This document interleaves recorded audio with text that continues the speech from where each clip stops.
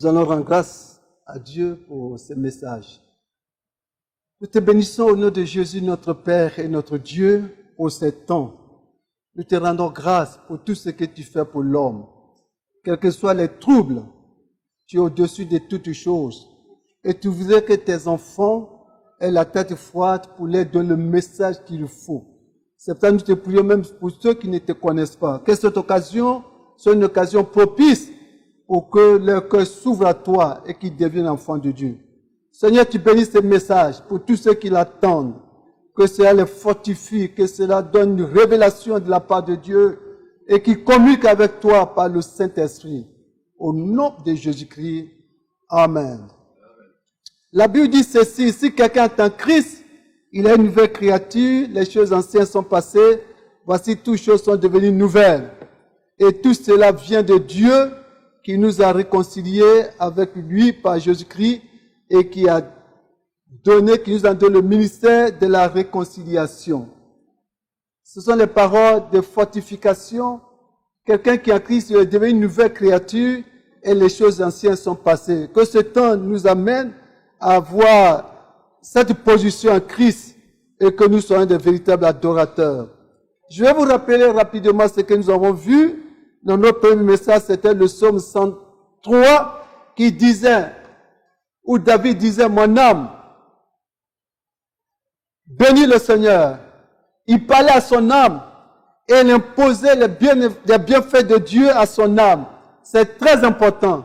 Et nous devons imposer les bienfaits de Dieu à notre âme pour reconnaître ce que Dieu a fait pour nous, pour reconnaître les bénédictions, pour connaître les délivrances, pour connaître les guérisons que nous avons reçues de la part de Dieu.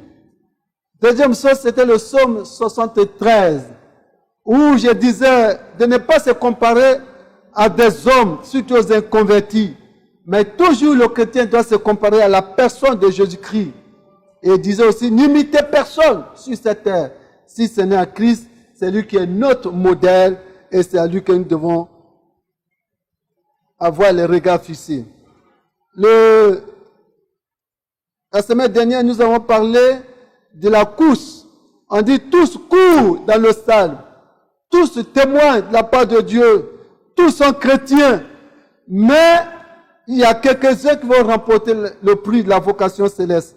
Moi, je vous encouragerai à pouvoir remporter le prix de la vocation céleste en Christ. Aujourd'hui, nous verrons, notre message sera dans Hébreux chapitre 12, versets 12 à 15, où l'auteur dit ceci. Il dit, fortifiez donc vos mains languissantes et vos genoux affaiblis, et suivez avec vos pieds des voies droites, afin que ce qui est boiteux ne dévie pas, mais plutôt se raffermisse. Il dit, cherchez la paix avec tous, et la sanctification sans laquelle personne ne verra le Seigneur.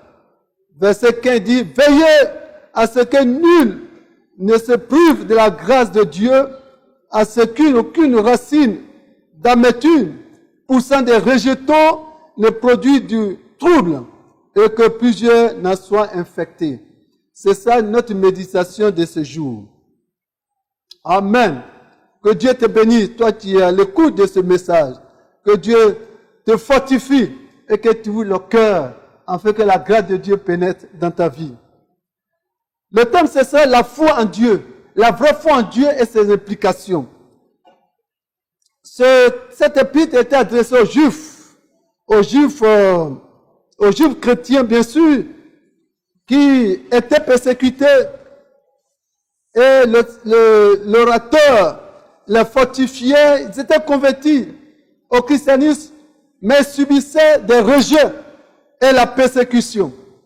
Et ils avaient besoin d'un urgent éclairage par rapport aux rituels lévitiques, rituels de l'Ancien Testament. Et dit, c'était l'homme des choses à venir. Ces Juifs avaient besoin d'un éclairage sur la personne de Christ.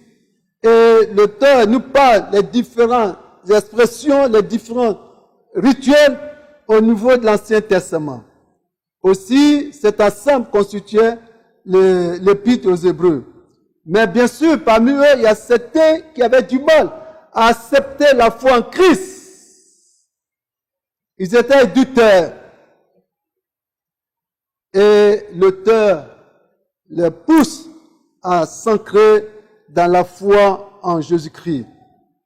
Cette parole est pour toi cet après-midi. Dans même l'épître aux Hébreux, nous trouvons dans nos églises aussi, il y a des gens qui ont une pleine foi, qui ont la foi en Christ.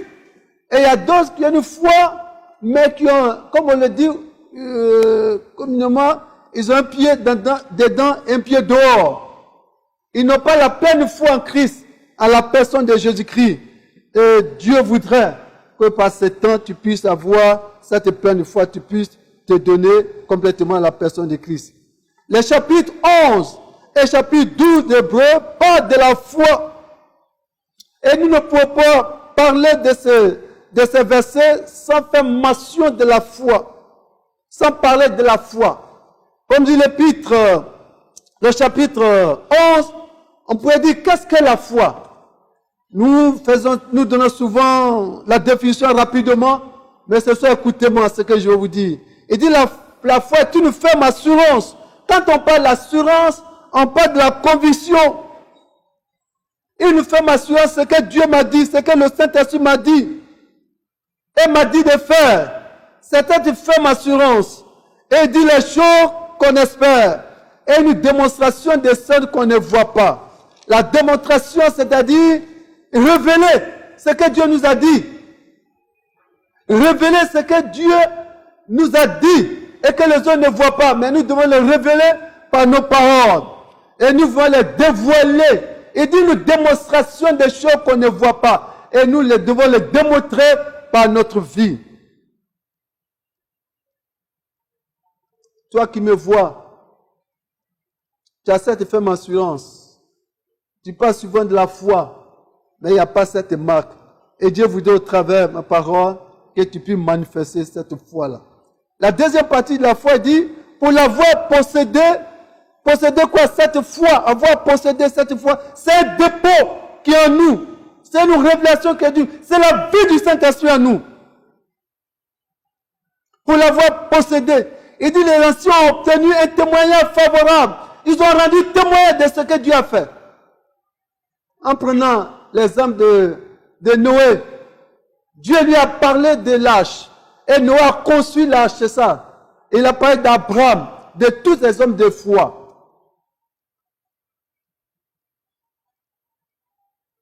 Et j'ajouterai aussi, comme dit l'apôtre Jacques, il dit, l'apôtre Jacques dans le chapitre 2, verset 2, il dit, mais quelqu'un dira, toi tu as la foi, et moi j'ai des œuvres, montre-moi ta foi, sans les œuvres, et moi je te montrerai la foi avec mes œuvres. La foi avec les œuvres, la foi, les témoignages vécus, l'expression de ce que Dieu nous a dit. Le chapitre verset 12, il dit, fortifiez donc vos mains languissantes et vos genoux affaiblis. Et Ecclésiaste dit, chapitre 10, verset 18, il dit, quand les mains sont là, sont paresseuses, la chapasse s'affaisse. Et quand les mains sont lâches, la maison a des gouttières. Les mains sont très importantes devant Dieu. Les mains sont très importantes devant Dieu, nous allons voir. Les mains, ce n'est pas une simple expérience, ce n'est pas les mêmes mains. Nous allons voir la réalité, la vie des mains dans nos vies. Les mains, il parlait aux Juifs. Les Juifs prient en général, les mains levées vers le ciel. Une position qui exprime l'abandon entre les mains de Dieu. Prier les mains en l'air, c'est une manière de s'abandonner entre les mains de Dieu. Quand l'enfant voit son père, il lève les mains. C'est une manière de s'abandonner entre les mains de son père. Les gens lèvent les mains, mais ça n'a pas toutes ces expressions ce soir. Je te donne cette révélation. Quand tu lèves les mains, c'est que cela signifie devant Dieu. Devant les mains aussi, c'est une signification de l'adoration, de la libération. C'est libérer, c'est adorer Dieu. L'apôtre dit, dans 1 Timothée chapitre 2, verset 8, dit ceci, je veux que les hommes prient en tout lieu, en tout lieu, en élevant les mains pures, sans colère, ni mauvaise pensée. Les mains ne sont pas les simples expressions, dit sans colère, en élevant les mains vers Dieu, sans colère, ni mauvaise pensée. Les mains aussi, c'est un signe de délivrance. Lorsque Israël est en guerre avec les Amalécites, Dieu dira à Moïse de se préparer. Moïse a laissé la montagne et lorsqu'il levait les mains avec sa pêche, Israël était fort. Et lorsqu'il baissait les mains, Israël était faible. Les Amalécites étaient au-dessus d'eux. Alors, Hur et Aaron sont venus pour soutenir les mains de Moïse. Et Israël a remporté la victoire. Toi, quand tu lèves les mains, c'est quelle signification Dieu donne à tes mains? C'est simplement une élévation des mains? Non, c'est une expression. Et Israël était victorieux sur les Amalécites. Les mains aussi, les mains tendues vers le ciel, engagent l'être tout entier. Quand vous levez les mains vers le ciel, votre être est engagé vers le ciel. Votre esprit, votre âme, votre corps est engagé. Comme j'ai dit le verset tout à l'heure, le verset de 1 Timothée chapitre 2, verset 8, il dit, je veux donc que les hommes prient en élevant, en tout lieu, en élevant les mains pures. C'est-à-dire la vie pure, quand tu lèves les mains vers le Seigneur, tu ne regardes que lui seul. Tu ne penses plus à autre chose qu'à Dieu, dans ton âme, ton esprit et ton corps tout entier est abandonné entre les mains de Dieu. Les mains n'ont pas une simple signification. C'est très important, c'est notre vie tout entière qu'il faut remettre entre les mains de Dieu. Cette attitude nous amène à redresser nos genoux affaiblis. Parce que le verset, le chapitre que nous avons dit, les genoux affaiblis, les genoux des Hébreux étaient affaiblis. Et par ce temps, les genoux des chrétiens sont affaiblis. Beaucoup de chrétiens ne prient plus comme ils se devaient. D'autres ont prié dans les prières, d'autres ont prié, ils ont laissé le moment de prière. C'est le temps de veiller. C'est le temps d'une prise de conscience. Une prise de conscience afin que tes genoux ne faiblissent point. Tes genoux ne faiblissent point, mais au contraire, tes genoux se rétablissent dans la prière quotidienne, dans la méditation et dans la parole de Dieu. C'est ça. Les genoux qui étaient affaiblis doivent se redresser. Tes genoux sont affaiblis? Tu ne pries plus? Tu es découragé? Non, ce n'est pas le temps de se décourager au contraire. Bien au contraire. C'est le moment de se reprendre, de se mettre devant Dieu et de même, je dirais, des temps de veiller et des temps de jeûne et prière. Les mains aussi, quand on fait comme je l'ai dit, il dit redresse également les pieds boiteux. Les pieds boiteux. Il dit enfin que ce qui est boiteux ne dévie point, mais plutôt s'affermisse. Quand les mains sont levées, alors les pieds boiteux se redressent. C'est-à-dire, il faut reprendre du zèle. Les pieds s'alimentent de l'activité. On doit marcher. C'est le lieu de l'activité dont on redresse ses pieds par la prière. Les pieds boiteux doivent reprendre du zèle. Le zèle que donne l'évangile de paix.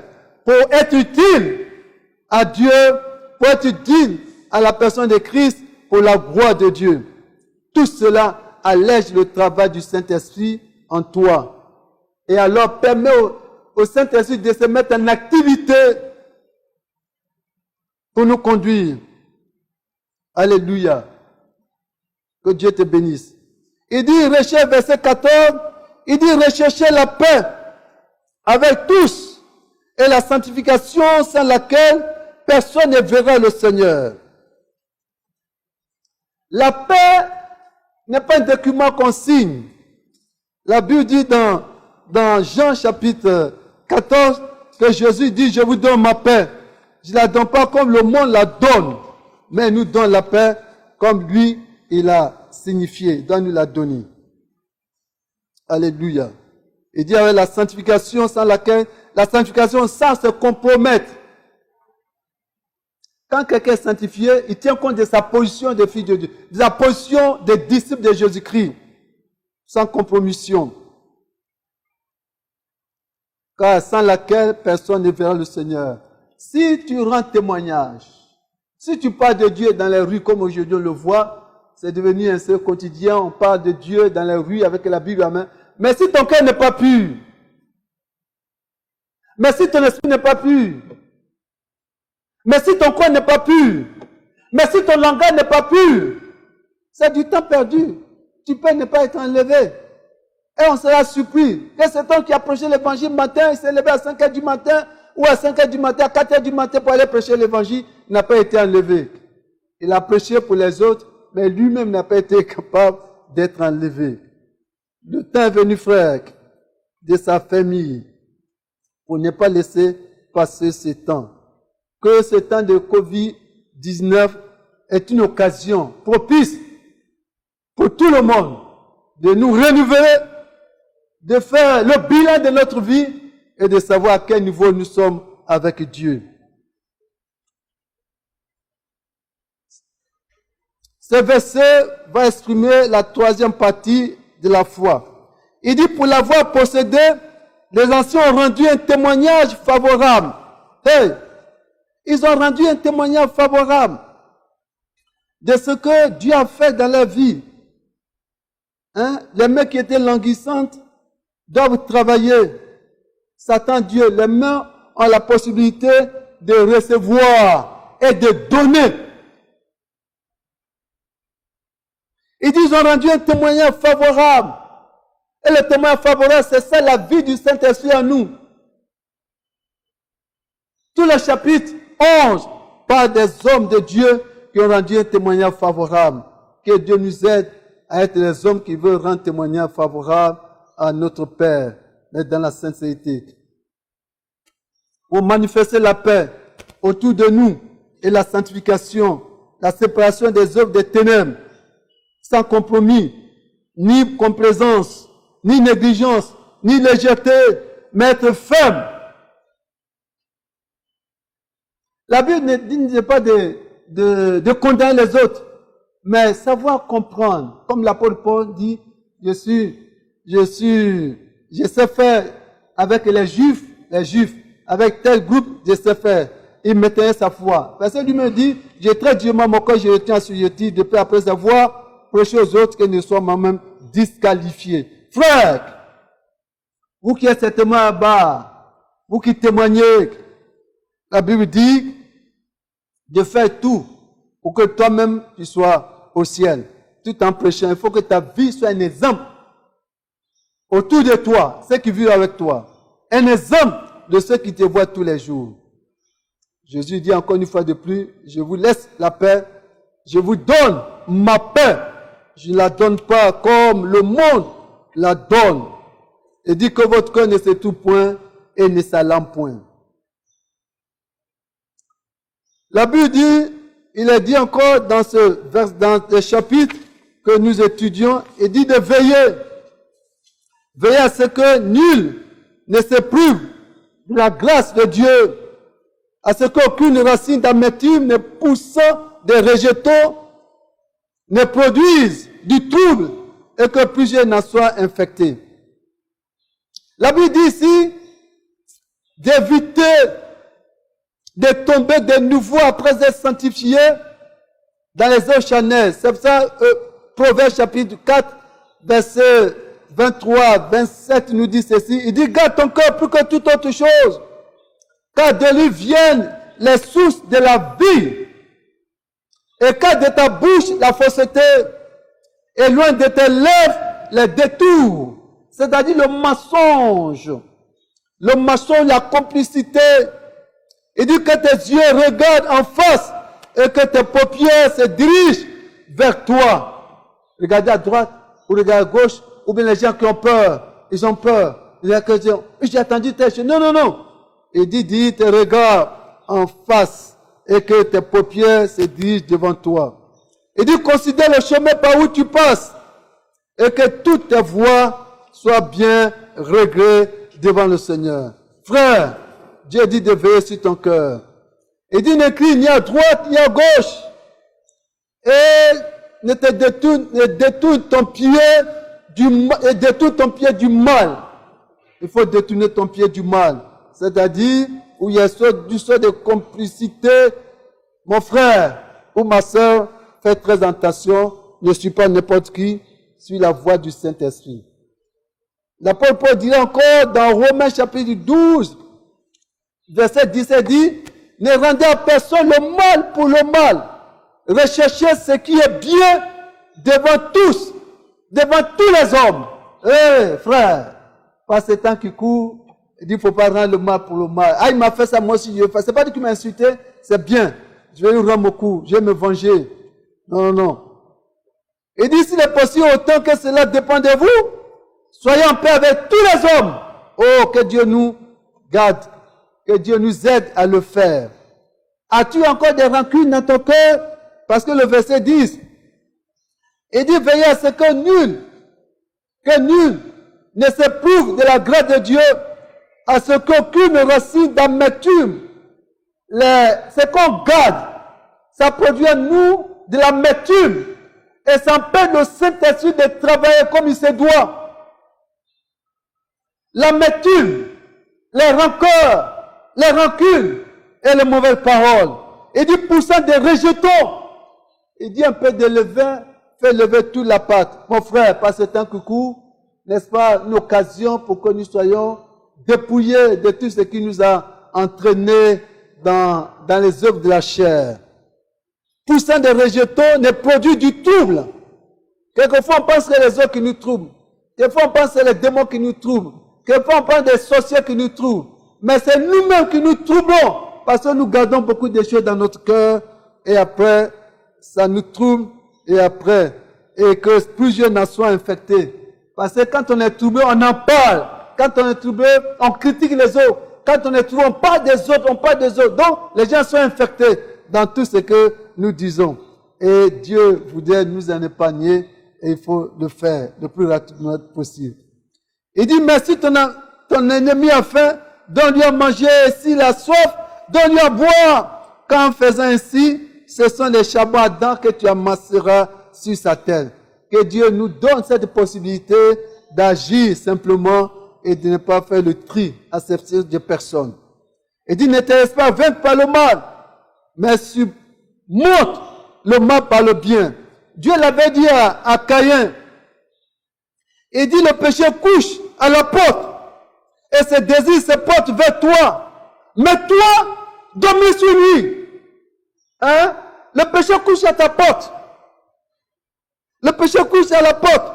Et ses désirs se portent vers toi, il va te détruire. Satan va te détruire. Enlève le mauvais pensée. Mais dis-toi, domine sur lui. Alors, par cette prédication, Dieu voudrait que tu ne te venges pas toi-même, mais tu laisses toute vengeance entre les mains de Dieu. Et l'apôtre Pierre dira aussi dans son épître, dans 1 Pierre chapitre 2, verset 18 à 19, dira ceci. Serviteurs, soyez soumis en toute crainte à vos maîtres, non seulement à ceux qui sont bons et doux, mais aussi à ceux qui sont d'un caractère difficile. Oh, quelle grâce, quelle élévation d'avoir les mains levées vers le Seigneur et de nous blottir dans ses bras d'amour, comme le dit, blottir dans les bras d'amour afin que nous produisions la vie de Christ. Christ n'a pas eu d'ennemi sur la terre, c'est les gens qui ont pris Christ comme l'ennemi, mais lui faisait tout du bien. Mais les pharisiens, lorsqu'il était coincé, il appelait au secours, il y allait. Lorsqu'il même l'invitait à manger, il y allait. C'est eux qui avaient des problèmes avec lui. Alors, faisons en sorte que nous n'ayons de problème à personne, que nous soyons conduits par le Saint-Esprit. Et il dit, car c'est une grâce que de supporter des afflictions par motif de conscience envers Dieu quand on souffre injustement. Que ce moment de Covid-19 nous permette d'avoir cette vie de Christ, afin de continuer son ministère par le Saint-Esprit. Son ministère par la vie du Saint-Esprit. Moi, ce que j'appelle ministère de Christ, par la vie du Saint-Esprit, par la parole de Dieu, et avoir cette personne de Christ, le caractère de Christ, que j'appelle ici le fruit d'esprit. Oui, avoir cet amour, avoir cette miséricorde, avoir cette compassion, avoir cette charité, avoir la vie de Christ, afin que le Saint-Esprit soit libre de travailler à nous. Que Dieu te bénisse en Jésus-Christ. Amen. Nous prions. Seigneur, nous te remercions pour ta parole. Que ta main soit sur chacun de tes serviteurs, chacun de tes servants. Que même tous ceux qui ne te connaissent pas, que ce moment, ces paroles, fassent un effet dans la vie de chacun. Oh, bénis tout un chacun au nom de Jésus. Nous croyons en toi, parce que c'est par toi que Covid sera broyé. Par toi, Covid sera broyé. Nous comptons sur toi, au nom de Jésus. Que la peur, la crainte, la peur de la mort du lendemain, est-ce que c'est mon tour? Non. Que nous ayons confiance à toi. Même si on vient à mourir, sachant que nous sommes dans ta main. Que ton nom soit béni au nom de Jésus-Christ. Amen.